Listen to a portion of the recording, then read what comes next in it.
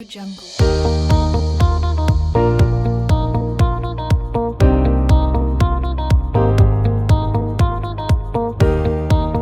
Audio Jungle.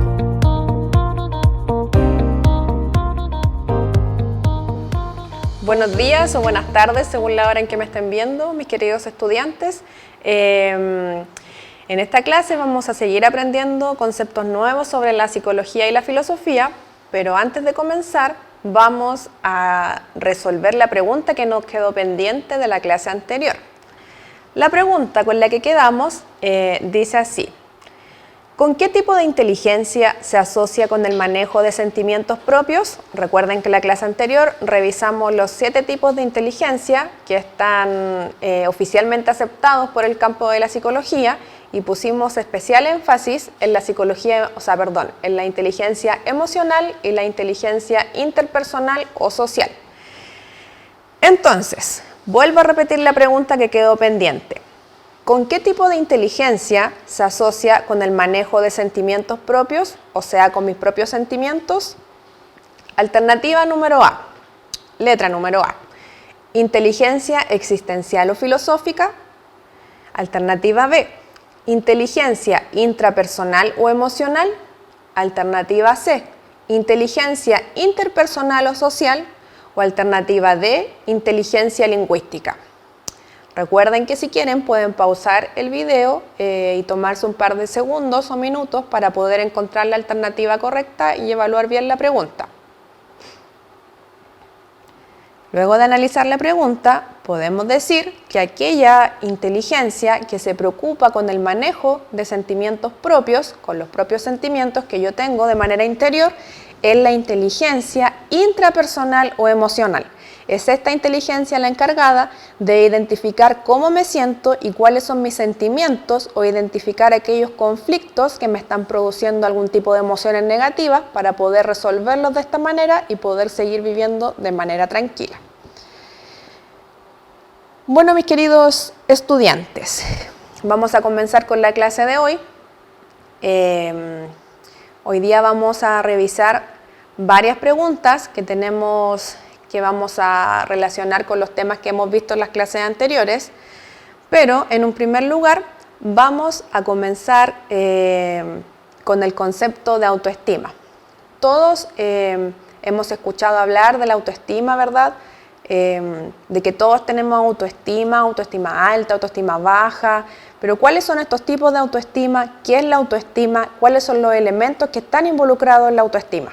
Para esto voy a leer una definición para que pueda irles quedando más claro. La autoestima es la forma en que yo me doy cuenta de mí mismo e influye en este proceso el autoconcepto, el autoestima y la deseabilidad social. ¿Qué es el autoconcepto? Que está presente como elemento permanente dentro de la autoestima. Es el conocimiento que tengo de cómo soy yo. Surge de la forma de cómo los otros me tratan y de cómo los otros me ven. La autoestima es cómo yo me ayudo positiva o negativamente para ser buscado y aceptado socialmente. ¿Qué es la deseabilidad social? Que también es un elemento importante dentro de la autoestima. Corresponde a manejar la imagen personal de acuerdo a la conformidad social, entiéndase como con aquello que es aceptado por la comunidad en la que yo me desarrollo.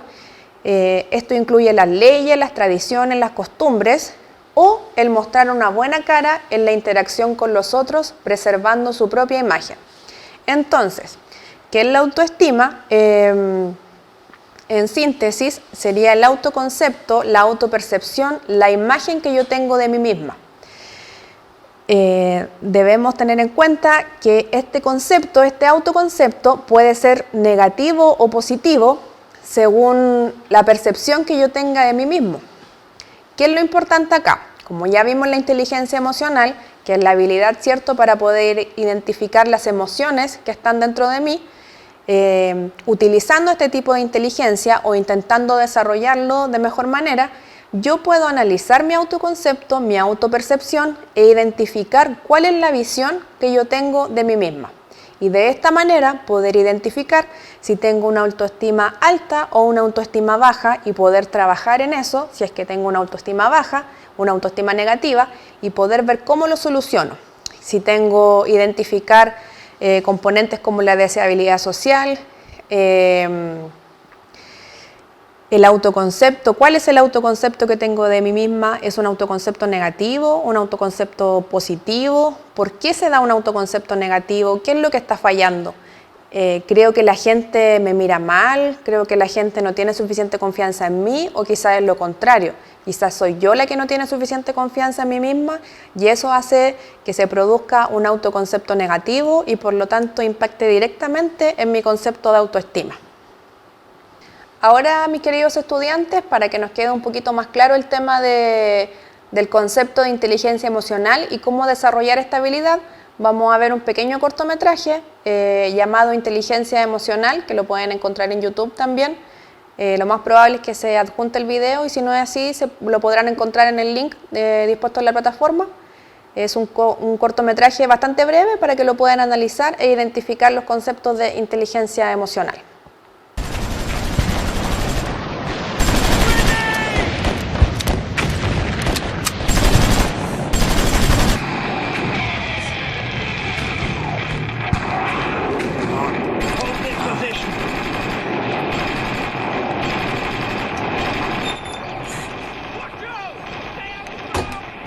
Hey, sweetie.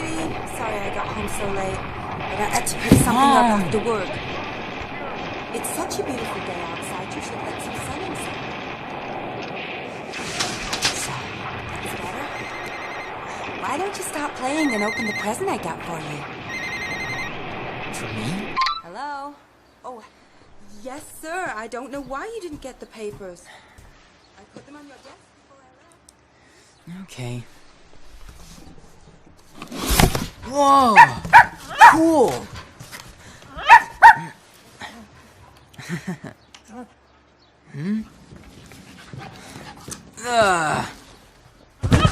She's gotta be kidding me.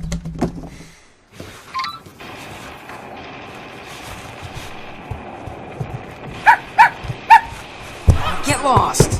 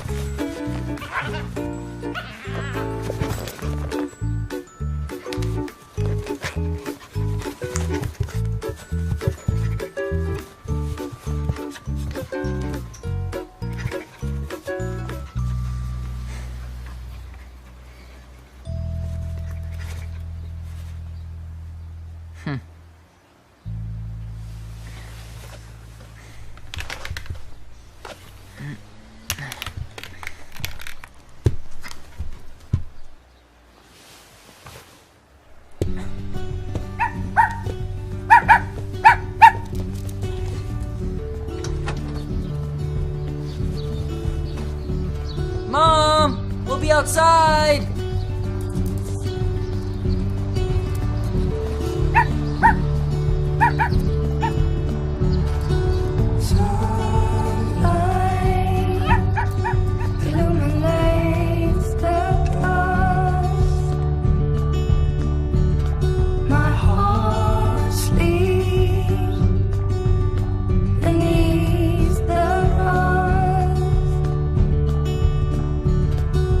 Way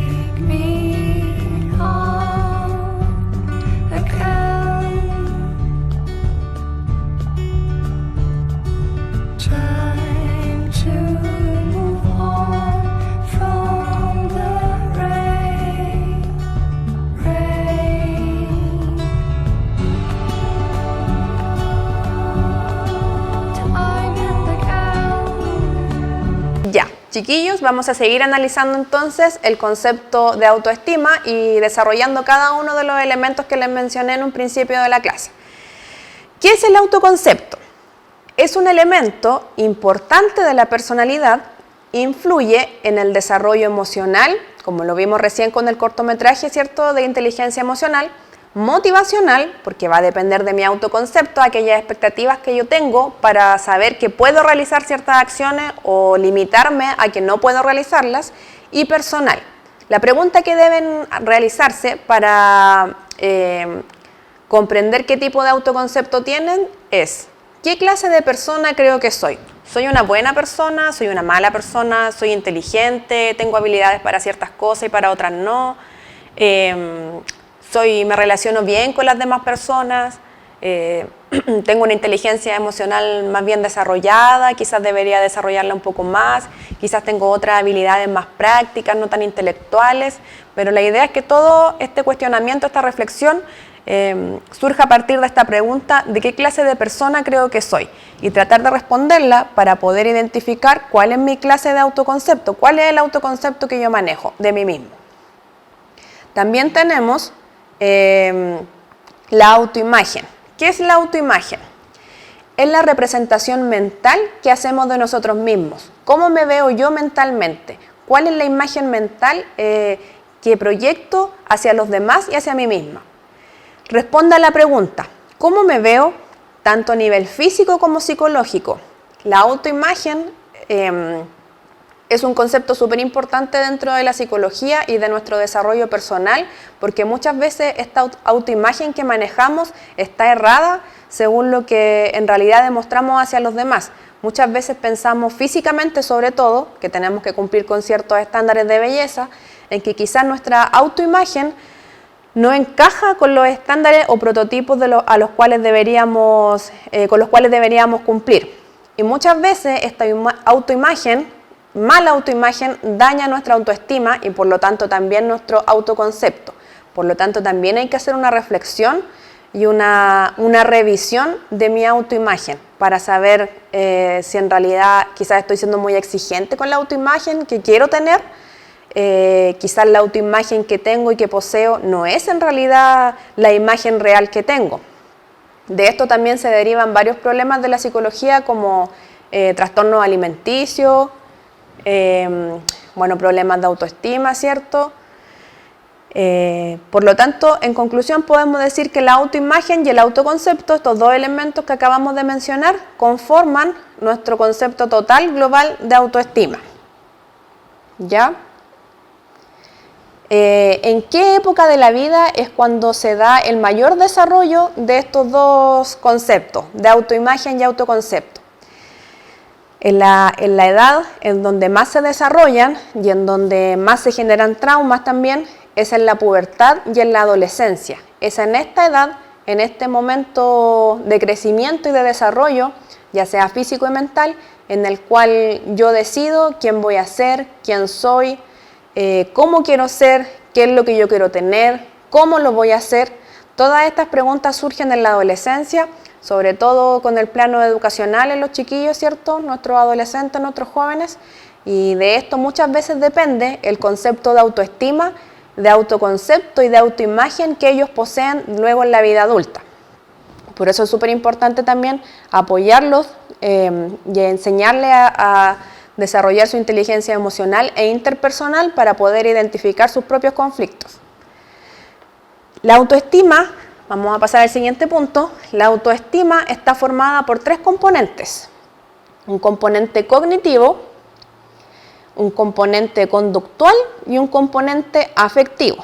Vamos a revisar cada uno de estos componentes. Lo cognitivo tiene que ver con la comprensión de las cosas, en cómo yo entiendo las cosas. ¿Qué tiene que ver? ¿Cuáles son los elementos que componen el plano cognitivo? Los pensamientos, las cosas que yo pienso, que muchas veces va a estar influenciado por nuestras creencias, por nuestros valores, por nuestra crianza. El saber para qué soy útil, para qué puedo ser útil, saber que yo puedo resolver cierto tipo de situaciones, pero otras quizás me van a costar más. Entonces quizás debería darle prioridad a ciertas cosas más que otras. porque el plano cognitivo es eso, tratar de comprender cómo resuelvo yo los conflictos y cuáles son las cosas que a mí me resultan mejor realizar. Que soy competente, que yo sí puedo hacer algo. Quizás una cosa me cueste más, quizás tenga que trabajar más en un plano que en el otro, pero sí soy competente y sí lo puedo hacer. Que tengo dones que puedo ofrecer o compartir con los demás. Tengo atributos o habilidades que quizás no todas los tienen, pero yo las puedo compartir contigo, y así como ustedes también pueden tener habilidades o dones que yo no tengo, también los podemos compartir y resolver los conflictos y los problemas que se nos puedan presentar de manera conjunta. Tener el conocimiento del plano cognitivo que yo poseo, de los dones que yo tengo y saber para qué puedo ser útil, es la parte que conforma la autoimagen y el autoconcepto. Y por lo tanto va a influir también en la formación de mi autoestima. Luego tenemos el plano conductual, que tiene que ver con lo que decimos y lo que hacemos. Cómo me demuestro yo ante los demás, cómo me comporto ante un conflicto, cómo me comporto frente a una situación positiva o una situación negativa. ¿Cuál es mi forma de reaccionar frente a eso? Cómo me relaciono con los demás, si soy capaz de ayudar a los demás, si soy una persona empática, si soy capaz de ponerme en el lugar del otro y quizás con las mismas habilidades que poseo en el plano cognitivo, poder demostrarlas o desarrollarlas en el plano conductual. Porque tampoco nos sirve nada saber que tengo ciertas habilidades, pero no usarlas con los demás o no compartirlas. Entonces, el plano conductual es lo que decimos, lo que expreso hacia los demás y también lo que hacemos. Y por último, tenemos el plano afectivo, que es el tercer componente de la autoestima, que tiene que ver con lo que sentimos, por lo tanto tiene que ver también con el desarrollo de la inteligencia emocional, el valor que damos a las situaciones, cosas y personas que nos rodean y a nosotros mismos.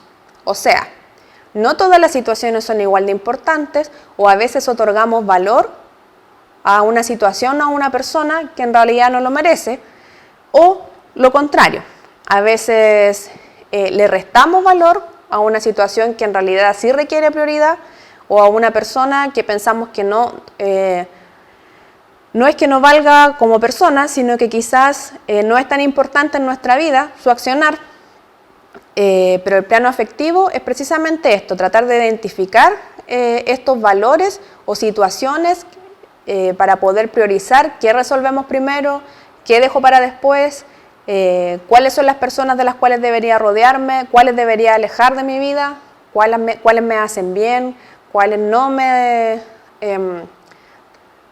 presentan ningún quizás desarrollo emocional o no me ayudan a seguir avanzando en la vida. Por lo tanto, ahí tengo que hacer un alto, ¿cierto? Revisar mi plano afectivo y ver cuáles son las personas o situaciones en las que debemos otorgar valor y en cuáles no. Y también tenemos que sentir como seres humanos, que es algo de lo cual hemos hablado en otras clases y tenemos que tener súper claro, que es el derecho a ser felices y a disfrutar. Muchas veces sentimos culpa social cuando nos sentimos un poco contentos o queremos disfrutar sobre algo, porque quizás no hemos terminado de trabajar, porque quizás no nos alcanza el dinero, entonces quizás un dinero que tenía dispuesto para una cosa lo quiero usar para viajar o para darme un gustito, ir a comer a algún lado, pero luego de realizarlo sentimos culpa, porque quizás pensamos que lo pudimos haber utilizado en otra cosa, o que quizás pude haber comprado algo para mi familia o para mis hijos, o que quizás ese tiempo en el que estoy descansando viendo una película y estoy tranquila, quizás lo debía haber usado para hacer aseo. Y todas estas cosas, todas estas pequeñas acciones van contribuyendo a que el concepto de autoestima vaya variando y vaya cambiando, y desde una autoestima alta vayamos bajando a una autoestima negativa. Porque creemos en el plano afectivo que no merecemos estas cosas, no merecemos cosas buenas y no creemos que tenemos el derecho a ser felices. Esto es lo primero que hay que cambiar para poder contribuir a la formación de una autoestima sana. Y por último, ¿qué es la autoestima? Después de haber revisado estos tres planos, cognitivo, conductual y afectivo, podemos decir, la autoestima es la evaluación, la evaluación tal cual como una prueba que hacemos de nosotros mismos. Es la confianza y el respeto hacia uno mismo. Si siempre tratamos de actuar con respeto hacia los demás, tratar de no pasar a llevar a nadie, ¿cierto? Y de confiar en el resto. ¿Por qué no hacemos lo mismo con nosotros? ¿Por qué no podemos tener confianza en nosotros mismos o respetarnos? Ya sea nuestro cuerpo, nuestra mente, obligarnos a tener un descanso para poder para respetar nuestro cuerpo y un buen desarrollo corporal y mental, porque también tenemos que preocuparnos de nuestra salud física y mental. Por lo tanto, la autoestima es el autoconcepto, la autoimagen, la imagen que creo que tengo, que ven los demás, y también cómo también debemos reflexionar acerca de si en realidad confío en mí misma y me respeto a mí misma, cuáles son las acciones en las cuales puedo ver esto. Estoy cuidando mi dieta, estoy cuidando, y no me refiero a hacer dieta de una manera estricta, sino alimentarme de manera sana, estoy haciendo ejercicio, me estoy preocupando de mi salud física, de mi salud mental, de cómo me relaciono con el resto.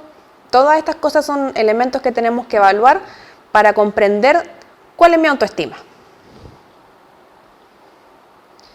Luego, para continuar, vamos a hacer un recorrido de cómo se va formando la autoestima desde la niñez. Espero que después de todos estos conceptos que hemos visto, hayan podido hacer un pequeño análisis de cuál es su autoestima, de cuál es su autoconcepto, que hayan ido pensando, ¿cierto?, en su interior, de cuál es el autoconcepto y la autoimagen que yo tengo. La autoimagen se formó en la infancia, desde ahí proviene. También por eso, vuelvo a repetir lo que he repetido en varias clases, la importancia de la crianza, la importancia de la confianza en que ponen los papás, que quizás pusieron en nosotros o que quizás nosotros podemos poner en nuestros hijos, para que ellos también proyecten una autoimagen positiva. El niño es como una esponja que absorbe todo lo bueno y lo malo sin capacidad de discernir y protegerse. El niño va a aprender, el niño o la niña va a aprender y va a tomar como modelo aquello que vea, ya sea lo que nosotros le presentemos como buenas acciones o lo que él o ella puedan revisar, ¿cierto?, no sé, por los medios sociales o en el resto de la familia. Para ellos todo lo que ven son modelos a seguir y no pueden discernir todavía, como no tienen sus procesos, todos los elementos de sus procesos psicológicos bien formados, no van a entender bien lo que es lo bueno y lo malo. Para ellos, si una acción la realiza una persona que ellos admiran o que se sienten protegidos por ella, lo van a volver a repetir porque eso van a entender que es bueno. Por lo tanto, también es súper importante que cuidemos nuestras acciones, nuestras palabras y la forma en que nos comportamos delante de los niños. Quizás también ustedes puedan hacer un autoanálisis ahí y ver quizás el comportamiento de sus padres o familiares y cómo influyeron estos también en la autoimagen que tienen hoy en día. Luego, en la adolescencia, ¿cierto?, cuando ya crecemos, la autoestima se sigue construyendo si es que tuve una autoimagen y un buen autoconcepto, o se reconstruye. Muchas veces pasan situaciones traumáticas en la infancia que el cerebro las bloquea. Entonces, ¿qué es lo que pasa en la adolescencia? Tenemos como una segunda oportunidad, que puede ser buena o mala, para poder reconstruir esta autoimagen o autoconcepto. O incluso puede pasar que tengo una muy buena imagen y autoconcepto en la infancia, pero en la adolescencia ocurrió algún hecho traumático, o con todo lo que conlleva la adolescencia, ¿cierto? Recordemos que adolescencia etimológicamente significa adolecer, por lo tanto para el adolescente todo es sufrimiento, tenga que necesariamente reconstruir su autoestima, su autoconcepto y su autoimagen. El adolescente que toma conciencia de su autoestima puede comenzar a trabajar con ella.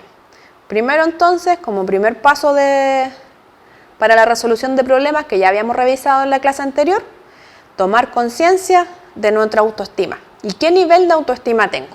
Para poder saber si tengo que volver a reconstruirla o seguir trabajando en la formación de ella.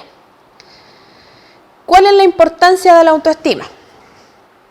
Uno a veces piensa que son cosas que en realidad no importan en la cotidianidad, en el trabajo ni en el día a día. pero la verdad es que sí, es que influye en todos los ámbitos de nuestra vida, laboral, afectivo, amoroso, sentimental, en todos los planos de nuestra vida va a afectar el grado que tengamos de autoestima. Lo que una persona piensa de sí misma tiene una gran influencia en la manera como encara su vida. Va a depender la autoestima de cómo se relaciona con los demás, cómo le irá en sus estudios, qué tan creativo será en su trabajo, porque va a depender del autoconcepto que yo tenga, si soy competente para realizar, si creo que soy competente en realidad para realizar ciertas labores y cuáles no. Cómo va a resolver sus problemas y las decisiones importantes que tomará en su vida, porque también se vuelve a repetir un poco el punto anterior en el que si yo no creo que voy a ser capaz de superar ciertos conflictos o ciertos problemas, voy a tener una disposición distinta a enfrentar los problemas que se me presenten en la vida. Y esta disposición que yo tengo a enfrentarlos va a depender de mi autoestima.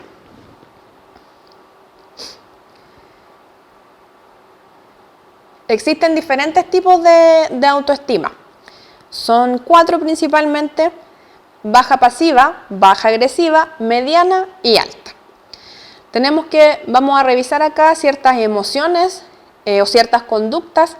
Yo las voy a nombrar y ustedes en casa van a tratar de irse identificando con ellas para saber en cuál de los 4 tipos de autoestima se encuentran. También podemos tener combinaciones de estos tipos de autoestima, o también va a depender de las situaciones en las que yo me encuentro el tipo de autoestima que yo utilice.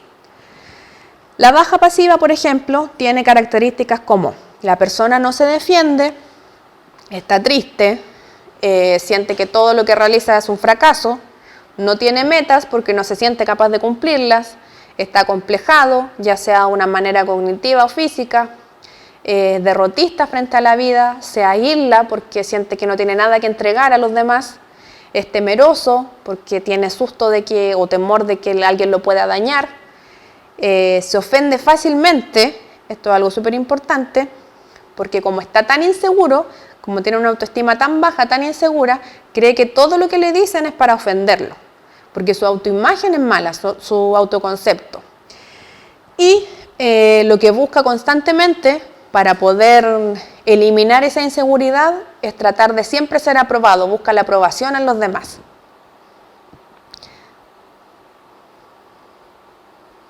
La gente de baja autoestima pasiva no reconoce ni respeta sus propios derechos. Por lo tanto, se van a dejar pasar a llevar, no van a tener una buena autoimagen ni un buen autoconcepto. Por lo tanto, si a alguien les falta el respeto, no van a decir nada, porque creen que en realidad la persona que los está insultando o los está ofendiendo tiene razón. Pasemos al siguiente tipo de autoestima. ¿Cómo es la autoestima baja agresiva? Son las personas buenas para criticar, las personas que no tienen un autocontrol, que están preocupadas de las cosas superficiales, son egoístas, tratan siempre de buscar el beneficio propio, son personas un poco envidiosas quizás. La inseguridad se vuelve a repetir en este tipo de autoestima, por eso siempre tratan de opacar al otro. Acá es un poco es una actitud contraria a la autoestima baja pasiva, en el que la autoestima baja pasiva yo permito que me pasen a llevar. La autoestima baja agresiva está siempre a la defensiva, siempre antes de que lo ataquen a él, trata de atacar a esa persona. Es una persona que puede ser irresponsable muchas veces, ofensiva y agresiva.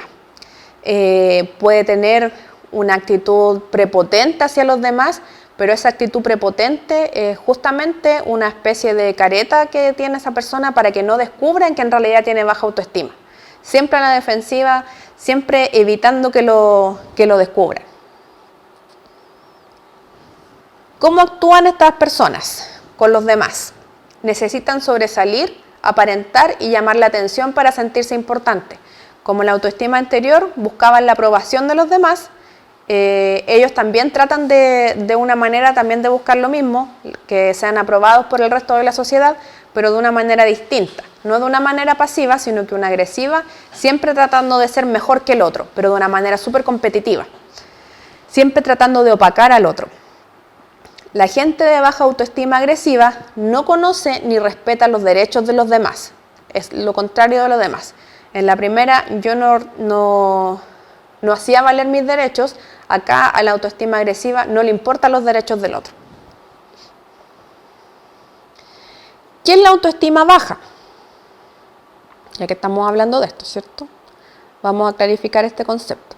La autoestima baja son sentimientos negativos que pueden ser conscientes o inconscientes que yo no he podido resolver, que pueden provenir, ¿cierto?, de la infancia, algún episodio traumático que yo haya vivido o quizás en mi adolescencia.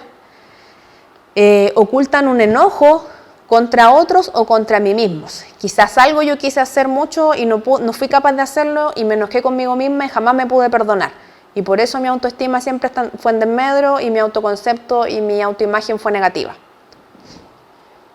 Aquí otra vez aparece la importancia de la inteligencia emocional para poder identificar estos conflictos o episodios negativos que hicieron que mi autoestima fuera una autoestima baja. Producen dolor, rabia, tristeza o depresión. Puede ser uno de estos conceptos o quizás todo al mismo tiempo. Recordemos también que el concepto de depresión no es una persona que no se levanta, que está acostada todo el día, sino que es un estado permanente de tristeza, de desmotivación. Y a veces podemos tenerlo y ni siquiera nos damos cuenta. ¿Cuáles vendrían siendo las características de una persona con autoestima mediana? Una autoestima que va variando según la situación o incluso según el día en el que yo esté o con la gente que yo me rodee. Son las personas que esta autoestima es bastante común, sobre todo en los adolescentes. Son personas tímidas, un poco irresponsables, pero no de una manera... no lo hacen por dañar al resto, sino que piensan que lo pueden hacer, lo pueden dejar para mañana, o que quizás, ¿para qué? Si me va a salir mal, entonces mejor no lo hago. Como que andan a la deriva, no tienen metas claras, como que un día quieren hacer algo, al otro día ya no, es que ¿para qué voy a hacer esto si no me va a resultar? Entonces mejor hago esto otro. Son indiferentes con las cosas que les pasan a los demás, tienen metas inconclusas, son indecisos, un poco conformistas. Son las personas que siempre como que no se arriesgan, siempre están ahí. Como que quieren hacer algo pero luego no lo hacen. Y como en la autoestima alta, que se supone que es la autoestima, ¿cierto?, que en la que deberíamos trabajar para poder vivir tranquilos. ¿Cuáles son las características de las personas con autoestima alta? Aman la vida, les gusta vivir. Piensan antes de hablar y actuar. Son personas asertivas que saben lo que decir y en qué momento decirlo porque han desarrollado mayormente su plano cognitivo, conductual y afectivo. Por lo tanto, piensan antes de hablar, tratan de pensar que aquello que van a decir no va a dañar al resto o la manera en que lo dicen de la mejor manera posible. Son gente responsable porque se creen, o sea, no es que se crean, sino que tienen la certeza de que son competentes para realizar las metas que se proponen. Se defienden sin agredir. Como están seguros de sí mismos, no necesitan agredir a otro para sentirse mejor ellos mismos. Aceptan de sus errores y aprenden. El aceptar el hecho de que me equivoqué está bien, pero aprender cómo puedo volver a realizar esa misma acción de una manera diferente para que resulte es una característica de una persona con autoestima alta. Corrige sin lastimar. La persona con autoestima alta no es que te vaya a decir todo el rato que todo lo que tú estás haciendo está bien, maravilloso, hermoso. No, te va a decir cuando te equivocaste, pero no de una manera en que a ti te dañe, sino que te va a ayudar a identificar en qué te equivocaste y cómo te puede ayudar a resolverlo. Se sienten bien consigo mismos, por lo mismo no tienen que dañar al resto para sentirse bien ellos. Reconocen lo bueno en los demás, son capaces de identificar. Como son capaces de identificar lo bueno en ellos mismos, también lo pueden hacer en los demás. Son comprensivos, tienen confianza en sí mismos, son personas con una alta adaptabilidad frente a los problemas que van pasando. Es como cuando revisamos un poco las características de las personas con resiliencia. Las personas resilientes son personas que tienen una autoestima alta. Son capaces de controlar su agresividad y sus instintos. Por muy molestos que ellos estén, son capaces de, primero, como ya lo dijimos, defenderse sin agredir y además de corregir sin lastimar y de comprender también al resto. ¿Cómo se sienten las personas con autoestima alta?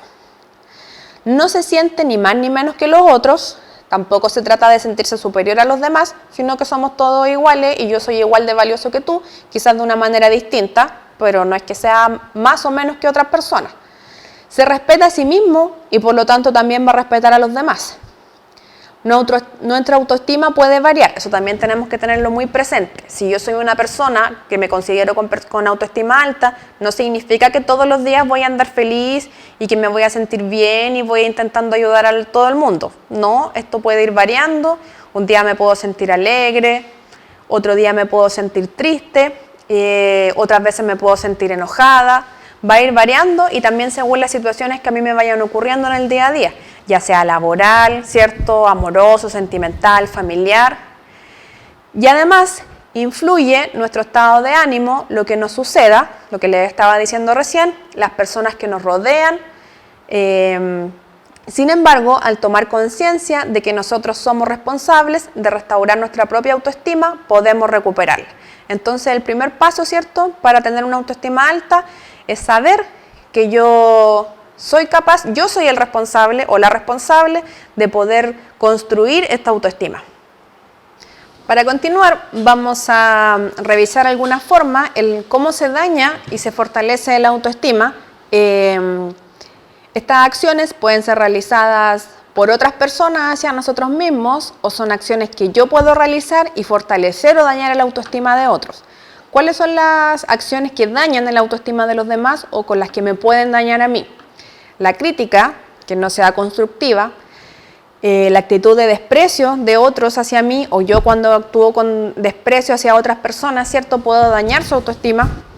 La ironía, la burla, no aceptar cómo son las personas tal y como son, querer cambiarlas, compararlas con los demás o que uno ser comparado con alguien más.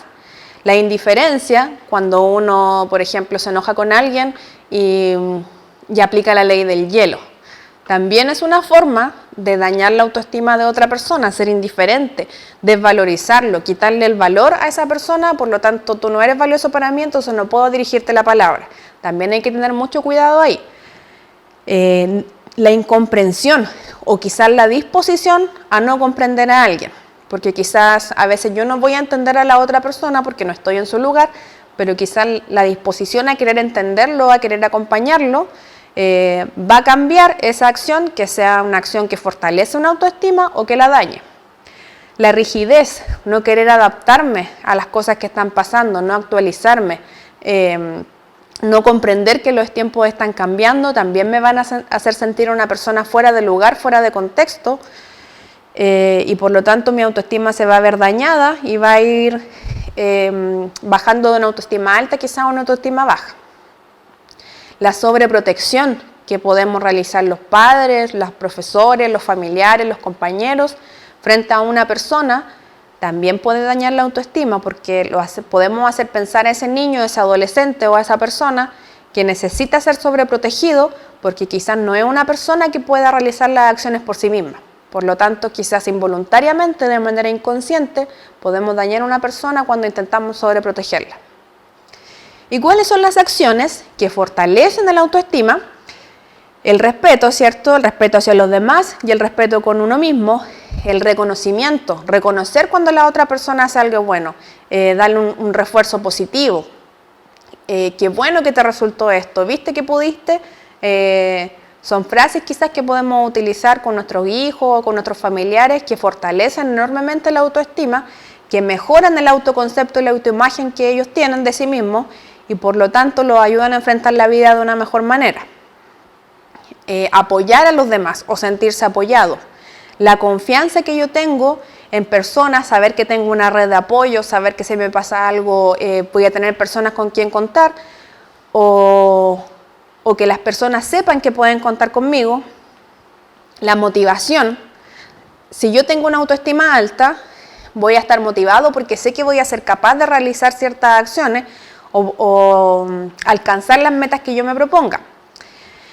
Estar en compañía, no estar siempre solo, y en buena compañía también ayuda a fortalecer mi autoestima, saber que la gente quiere estar conmigo, que quiere juntarse conmigo, que le gusta mi compañía, sentirme comprendido, actuar con firmeza pero no con rigidez, mantenerme firme en mis principios también es una muestra de fortalecimiento de la autoestima. Ahora, ¿cómo los niños, cierto? ¿Cómo podemos analizar nuestras situaciones que hemos vivido de niños quizás? ¿O cómo podemos mejorarlo con nuestros hijos o nuestros familiares? Pueden ser capaces y tener poder de decisión para poder formar una buena autoestima. Por ejemplo, podemos enseñarles a aprender a resolver problemas y darles pautas de comportamiento. No rígidas, vuelvo a repetir, sino firmes. Yo puedo enseñarle a un niño cómo debe actuar frente a una situación, pero quizás si no resulta de esta manera, podemos intentarla de otra, pero sí ser firme en nuestra decisión de que tiene que resolver el problema. Darles posibilidad de elección, que aprendan de los errores. Los niños deben equivocarse igual que nosotros los adultos. Muchas veces, por ejemplo, los niños que fueron muy sobreprotegidos, no pudieron cometer errores, por lo tanto no pueden aprender de sus errores y no pueden pierden la capacidad de decisión, no son capaces de decidir por sí mismos. Enseñarles que con todo esfuerzo se pueden conseguir todas las metas.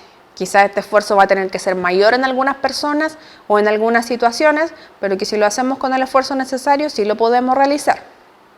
Pero también hay que tener metas realistas frente a nuestro contexto y nuestras capacidades y habilidades. Y cada persona, enseñarles que cada persona además es responsable de lo que le ocurre en la vida y no hemos de esperar la suerte o la casualidad. Todas las cosas que nos pueden pasar siempre son consecuencias de una acción o de un acto que nosotros mismos realizamos. Por lo tanto, las cosas no pasan por casualidad, pasan por causalidad. Todo tiene una causa y una explicación y también tenemos que enseñarle a nuestros hijos y también ser responsables con nosotros mismos a tratar de identificar esa causa y poder resolverla y no echarle la culpa a la mala suerte nomás de las cosas malas que nos están pasando. Todas estas cosas, todos estos elementos que mencionamos son necesarios para poder formar una buena autoestima, una autoestima alta. Y esta autoestima, como les digo, todos estos conceptos van a repercutir directamente en cómo nos relacionamos con los demás, cómo desarrollamos nuestro trabajo, cómo me ven los demás, la autoimagen que yo tengo y el autoconcepto. Por lo tanto, es súper importante identificar qué tipo de autoestima tengo y luego de identificar qué tipo de autoestima tengo, ver cuáles son mis fortalezas y quizás mis debilidades y en eso enfocarme para poder resolverla y seguir construyendo mi autoestima, porque mi autoestima, igual que los adolescentes, está siempre en constante formación y en constante cambio, dependiendo de las situaciones que yo haya vivido o que esté viviendo. Y también según las relaciones que yo pueda ir ejerciendo con otras personas. Por eso es tan importante el desarrollo de nuestra autoestima, la revisión de nuestra autoestima y también enseñarle a los más cercanos, ¿cierto?, a nuestros niños y a nuestros familiares el poder que tiene la autoestima y la importancia que tiene esta en el desarrollo de nuestras vidas. Bueno, y para reafirmar un poquito lo que estábamos revisando, ¿cierto?, de la importancia de la autoestima y de cómo me ven los demás, vamos a ver un breve video, un cortometraje animado muy entretenido que se llama Parcialmente Nublado, donde vamos a revisar la importancia de la autoestima.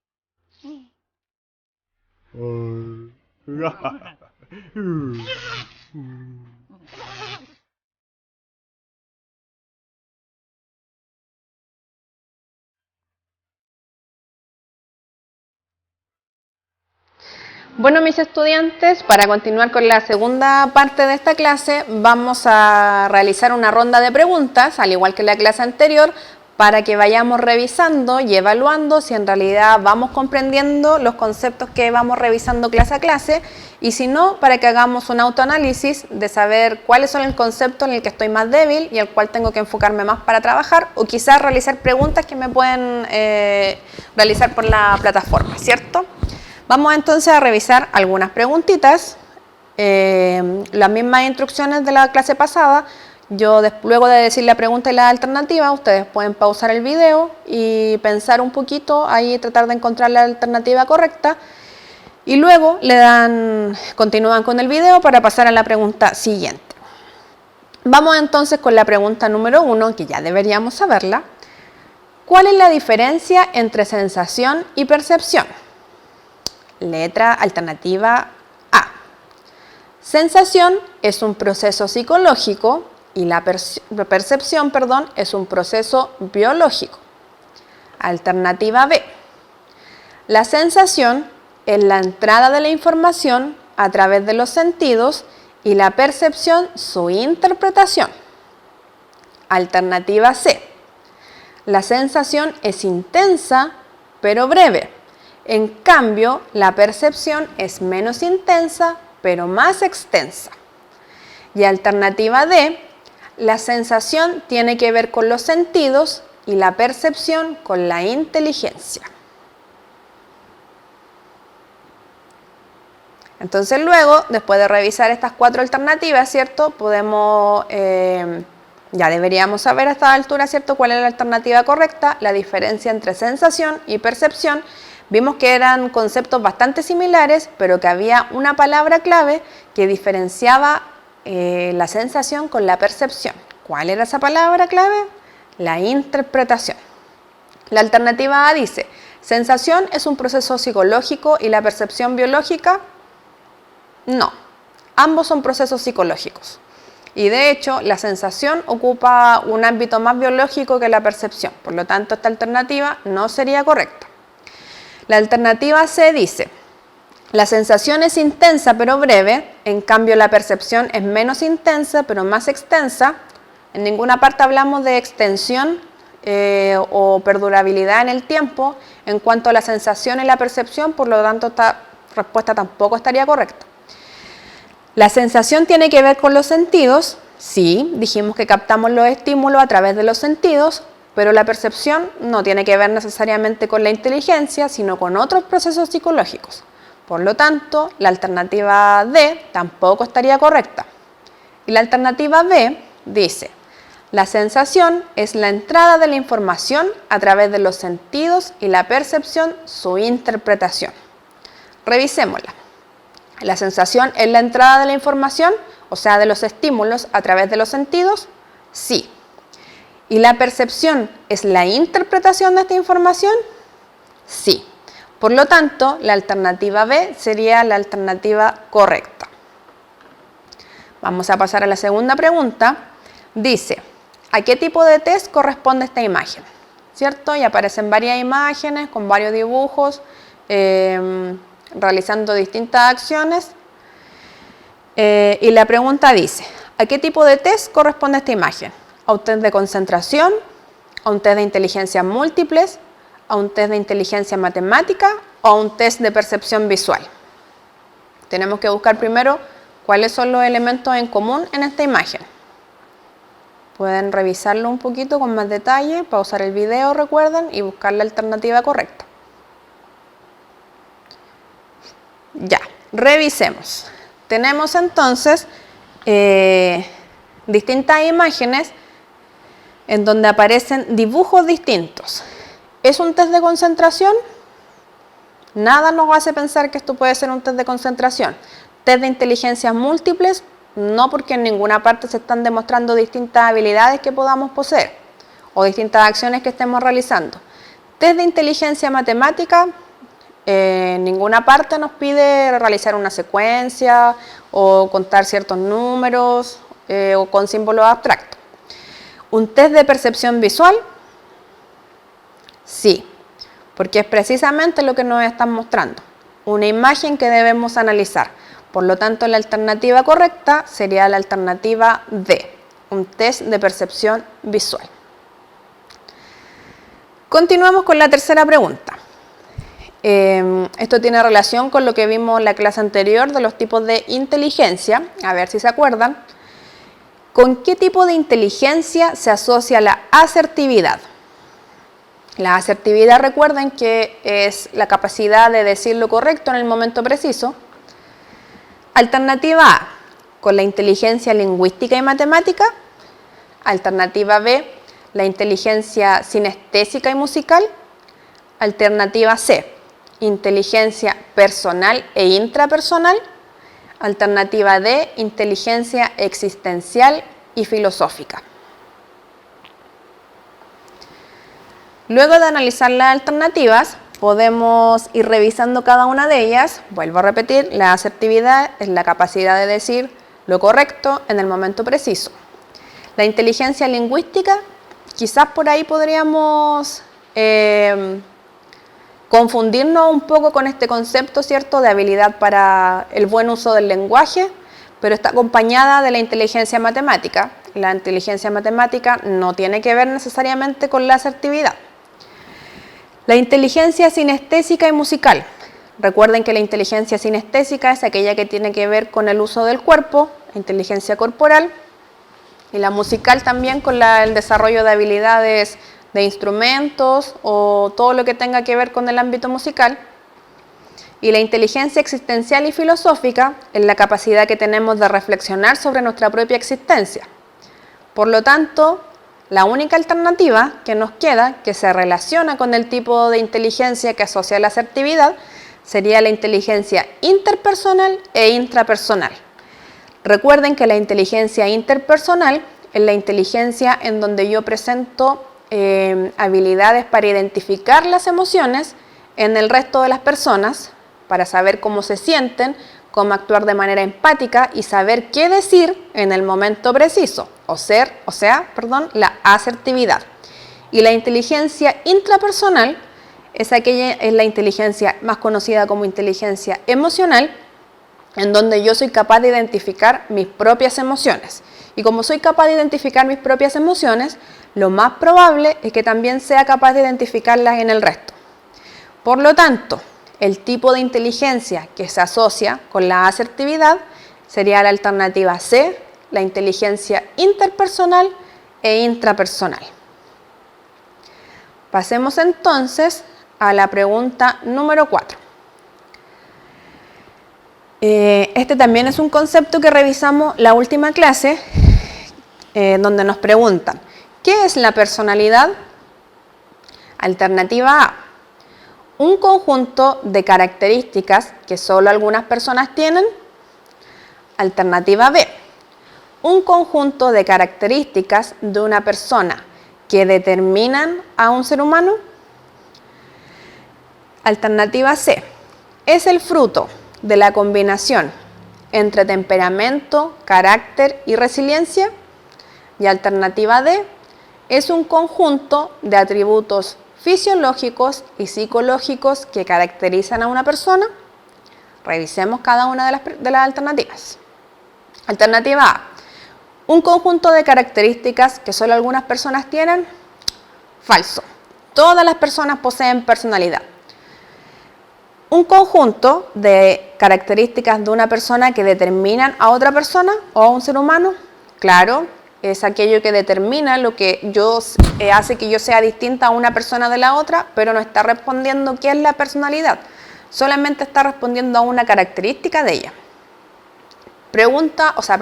Alternativa D, ¿es un conjunto de atributos fisiológicos y psicológicos? No, la personalidad no tiene nada que ver con los atributos fisiológicos ni físicos de mi cuerpo, sino solamente con los psicológicos, por lo tanto la alternativa también sería falsa. Y la alternativa C, como lo revisamos en clases, es el fruto de la combinación entre temperamento, o sea, aquello que yo heredé, aquella carga genética que yo tengo de mis familiares, el carácter, aquello que se va formando por medio de las experiencias que yo voy viviendo, y la resiliencia, que sería la capacidad que yo tengo de enfrentarme a las adversidades. La combinación, la suma de estos tres elementos, como la personalidad. Por lo tanto, la alternativa correcta, la pregunta número 4, sería la alternativa C.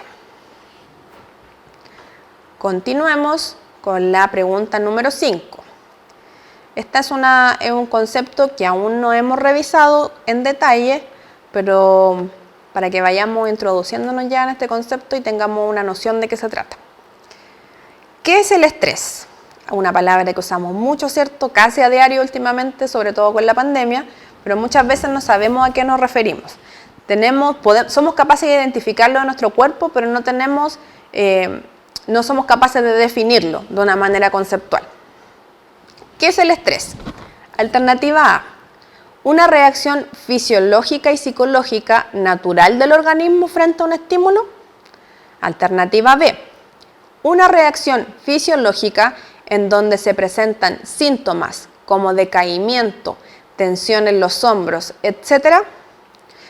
Alternativa C, una reacción psicológica frente a situaciones como los problemas como problemas familiares, laborales, amorosos, etc. Y alternativa D, una realidad de casi todos los chilenos que vivimos siempre estresados por todo. Revisemos las alternativas.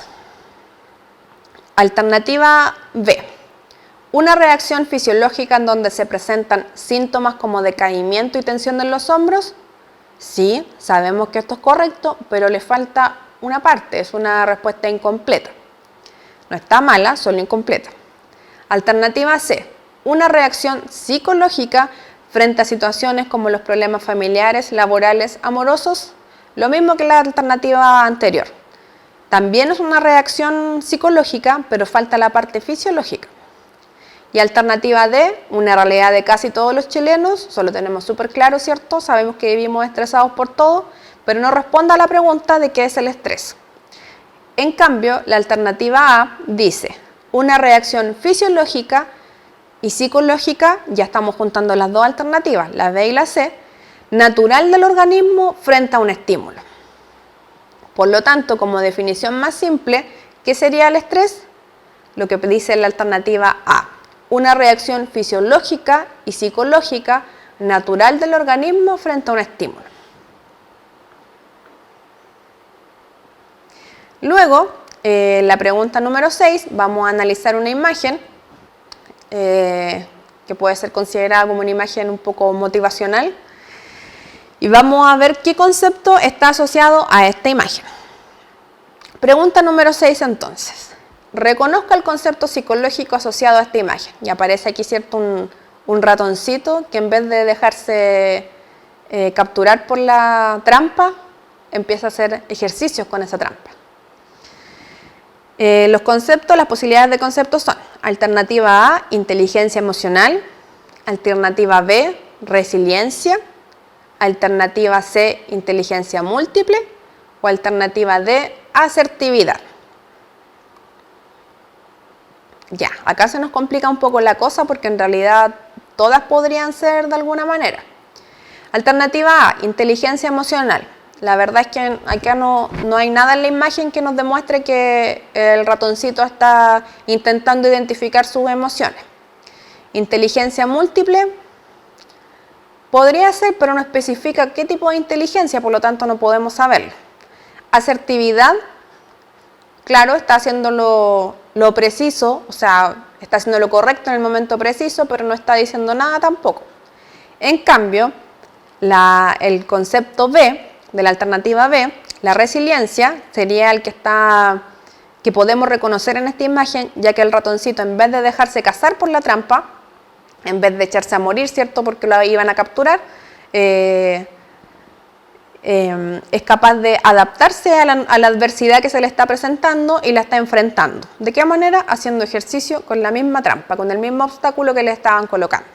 Por lo tanto, la alternativa correcta a esta pregunta sería la pregunta B. O sea, la alternativa B, perdón.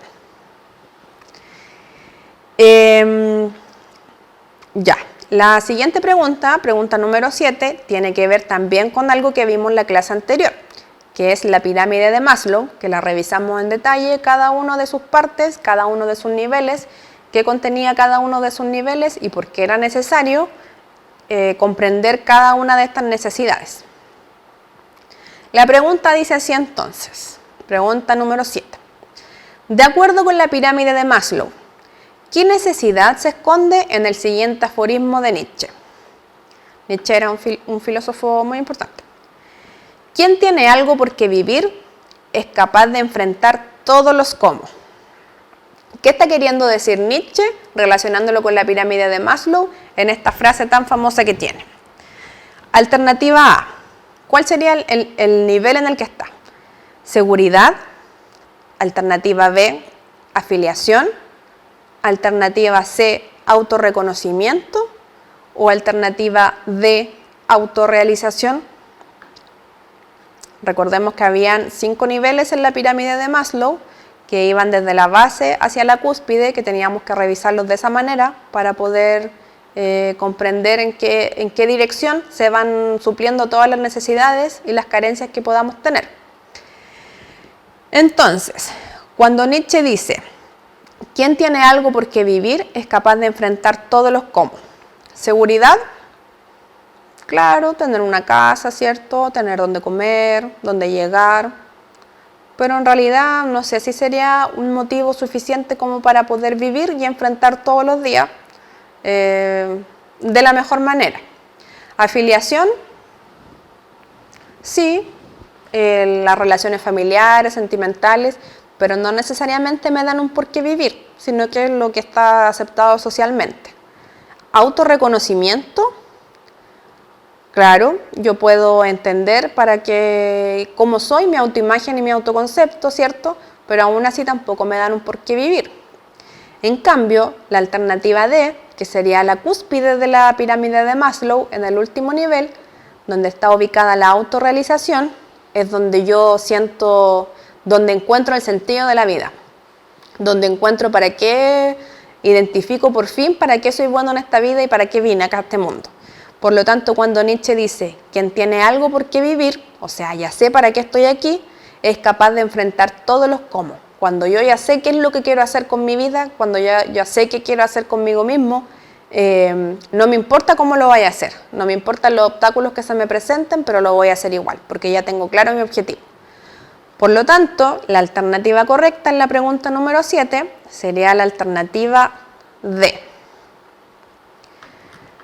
Vamos entonces con la siguiente pregunta, que es un texto un poco largo que les voy a leer y que luego de eso vamos a tratar de identificar algunos elementos que ya hemos revisado en las clases anteriores. Así que, atención. En 1910, los cirujanos Morieux y Le Prince operaron a un niño de 8 años, ciego de nacimiento que padecía cataratas. Después de la operación, ansiaban averiguar cómo veía. Cuando los ojos del paciente sanaron, le quitaron las vendas. Agitando una mano frente a sus ojos, que ya no tenían ningún problema físico, le preguntaron qué veía. Él murmuró, no sé. ¿No ves el movimiento? No sé, repitió el niño. Los ojos no seguían el lento movimiento de la mano, solo veían un brillo variable. Cuando le permitieron tocar la mano, exclamó con voz triunfal, ¡se mueve! Podía sentir el movimiento e incluso, como dijo, oír el movimiento. Pero aún debía aprender a verlo. La luz y los ojos no bastaban para darle la visión. Al atravesar la negra y limpia pupila de los ojos, esa primera luz no suscitaba el eco de una imagen interior. La visión del niño comenzó como una vista hueca, muda, oscura y sobrecogedora. La luz del día lo llamaba, pero la luz de la mente no respondía desde el interior de sus ansiosos ojos abiertos. La luz de la naturaleza y la de la mente se entrelazan dentro del ojo y suscitan la visión. Pero cada una de ellas, por separado, es misteriosa y oscura. Aún la luz más brillante puede escapar a nuestra vista. Como parte de lo que denominó Proyecto Eureka, un amigo y yo hemos diseñado y construido un dispositivo donde se ve una región del espacio inundada de luz. Es un artefacto sencillo, pero sorprendente, que consiste en una caja diseñada cuidadosamente y un potente proyector que arroja luz en su interior. Hemos procurado que la luz no alumbre objetos ni superficies dentro de la caja. Dentro de esta solo hay una luz pura en abundancia. La pregunta es, ¿qué se ve entonces? ¿Qué aspecto tiene la luz cuando está totalmente sola? Enciendo el proyector, cuya bombilla y lente se ven a través de un panel de plexiglas. Por medio de elementos ópticos, el proyector envía una luz brillante al interior de la caja. Acercándome a un orificio, miro dentro y observo la luz que contiene. ¿Qué veo? Oscuridad absoluta. Solo la negrura del espacio vacío. En el exterior de la caja hay una manivela conectada a una vara que puede entrar y salir de ella.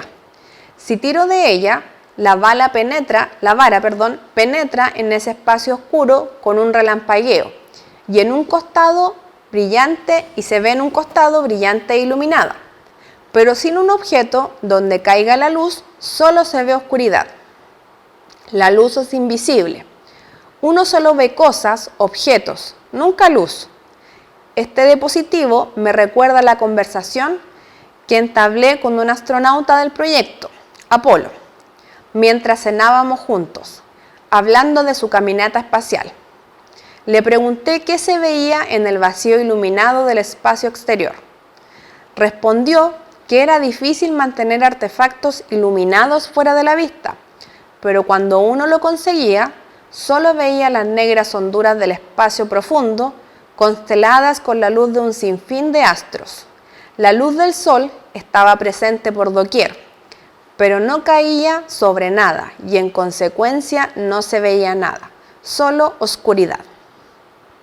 Entonces, aquí hay dos fragmentos de texto, ¿cierto?, que aunque parezcan muy distintos, están hablando de lo mismo.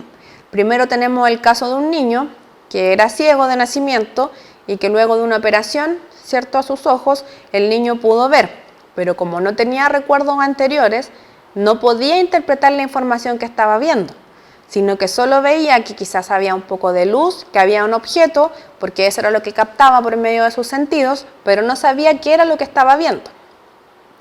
Y podemos ver el segundo caso de este experimento, en el que si tratáramos de ver la luz, dice acá, no podría ser posible porque la luz solamente se ve, o sea, yo no veo, yo veo los objetos que reflejan la luz, pero la luz en sí misma no puedo verla. Por lo tanto, también se produce una interpretación de la información que yo estoy recibiendo por medio de los estímulos y de los sentidos. Entonces, ¿con qué proceso cognitivo están asociados estos textos? Alternativa A, con la memoria. Alternativa B, con la percepción. Alternativa C, con la inteligencia. O alternativa D, con la sensación. Volvemos, ¿cierto?, un poco a la primera pregunta que revisamos cuando comenzamos esta ronda de preguntas. Con la memoria, no, en realidad, porque el niño en el primer texto no tenía una memoria construida acerca de otras experiencias visuales que haya tenido. Con inteligencia, no, porque en ninguna parte está hablando acerca de las habilidades que yo podría desarrollar a partir de estos textos. De la sensación, sí podría ser, porque el niño capta a través de los sentidos, ¿cierto?, aquello que está viendo. Y en el texto del proyecto también yo estoy captando que en realidad no hay ninguna luz, sino que solamente la luz se refleja en ello. Pero esta interpretación de la información que yo estoy recibiendo no es solamente la sensación. En una parte del texto, cuando habla de la operación del niño, dice que tenía luz visual, ¿cierto?, luz física, pero le faltaba la luz mental. Le faltaba cómo interpretar esa sensación que estaba recibiendo. ¿Y cómo interpretamos la información que recibimos del exterior? Por medio de la percepción. Por lo tanto, la alternativa correcta en esta pregunta sería la alternativa B. ¿Con qué proceso cognitivo está asociado este texto? Con la alternativa B. Y para finalizar, vamos a realizar la última pregunta, también que tiene que ver con estos textos que leímos, que dice, ¿por qué el niño no pudo ver?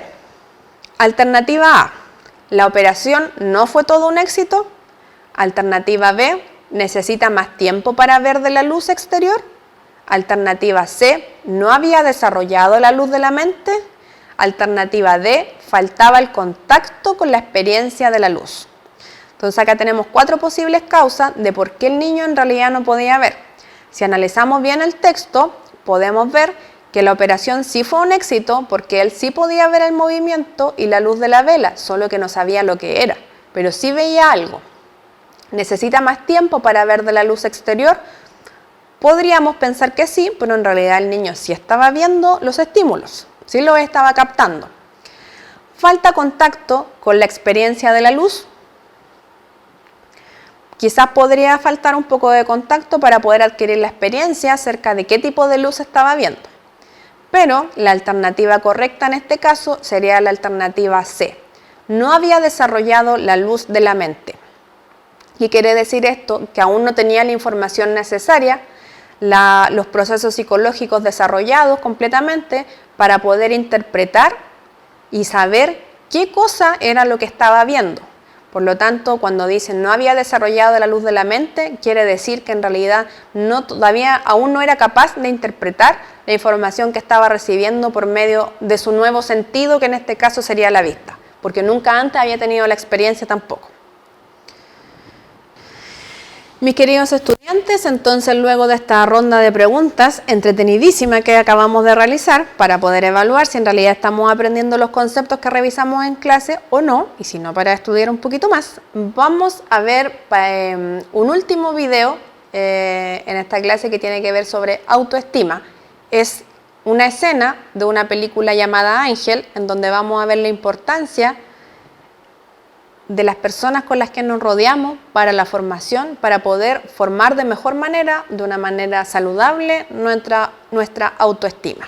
Chiquillos, y luego de revisar esta hermosa escena de la película Ángel, en donde la actriz principal, ¿cierto?, le trata de enseñar un poco a mejorar el autoconcepto y la autoimagen del otro actor, del otro personaje, en donde él tenía una autoimagen y autoconcepto muy negativa de sí mismo, nos damos cuenta en realidad cómo nuestras palabras pueden construir una nueva realidad y cómo nuestras palabras pueden también reconstruir nuestra autoestima, nuestro autoconcepto y nuestra autoimagen. ¿Qué hemos visto entonces hoy día durante la clase? Revisamos qué era el concepto de autoestima y cómo este afecta en todos los ámbitos de nuestra vida, ya sea laboral, sentimental, familiar, académica, en todos los ámbitos de nuestra vida. La autoestima siempre va a repercutir, ya sea de manera positiva o negativa. Los elementos que tenía la autoestima, los planos en los que se veía afectado, como el plano cognitivo, el plano afectivo y el plano conductual, en cómo yo me relaciono con los demás, ¿cierto? Los tipos de autoestima: autoestima baja pasiva, autoestima baja agresiva, autoestima media, que era más o menos donde nos encontrábamos todos, y autoestima alta, que era, ¿cierto?, como la meta a la cual debemos aspirar siempre para poder tener una autoestima saludable. Los elementos además que fortalecían la autoestima y los elementos que dañaban nuestra autoestima. Y finalizamos con una ronda de preguntas con contenidos que ya habíamos revisado en las clases anteriores, que era para hacer una autoevaluación, ¿cierto?, ustedes en sus casas, para en realidad ver si estamos entendiendo la materia o no, o si surge alguna pregunta que me puedan realizar por medio de la plataforma. Y para terminar esta clase, lo vamos a hacer igual que en la clase anterior. Les voy a dejar una pregunta enunciada y ustedes van a anotar ahí en su cuaderno cuál es la respuesta correcta, y la próxima clase yo les voy a decir cuál era la alternativa correcta, a ver si acertaron o no. Entonces, para finalizar, ¿con qué proceso psicológico podemos asociar la siguiente imagen? Y acá se ven dos hombres, ¿cierto?, que están observando una imagen, pero uno de un lado ve una cosa que se ve ahí representada en el espacio donde debería estar su cerebro, y el otro hombre, también ve, pero una imagen distinta. Y dice, en la misma imagen aparece una frase de Protágoras, que fue un filósofo griego, que dice: acerca de una cosa siempre hay dos puntos de vista. La pregunta dice así: ¿con qué proceso entonces psicológico podemos asociar la siguiente imagen? A, memoria; B, inteligencia; C, percepción; o D, sensación. Entonces les dejo las 4 alternativas para que puedan identificar cuál de estos 4 procesos está presente en la imagen, con cuál lo podemos asociar. Entonces, mis queridos estudiantes, luego de revisar todos estos conceptos y los componentes de la autoestima, Les puedo contar que en la otra clase vamos a revisar nuevas materias como los valores, la diferencia entre ética y moral, los derechos humanos. También los vamos a tratar de revisar en detalle para que podamos seguir avanzando con la materia. Espero que los conceptos que vimos hoy les puedan servir no solamente para su prueba que deben rendir, ¿cierto?, para poder aprobar sus estudios, sino que también puedan servir y puedan ser aplicados en su vida cotidiana y que de alguna manera puedan reflexionar frente a sus propias conductas, sus propios sentimientos, y esto pueda mejorar un poco las relaciones que tienen con ustedes mismos internamente y además las relaciones en cómo se relacionan con los demás. Así que espero que les haya servido esta clase. Vuelvo a repetir, no solamente en el ámbito académico, sino que también en la práctica, en su vida cotidiana y en las relaciones que tienen con los demás. Con esta reflexión entonces me despido, espero que estén muy bien y nos vemos la próxima clase. Audio Jungle.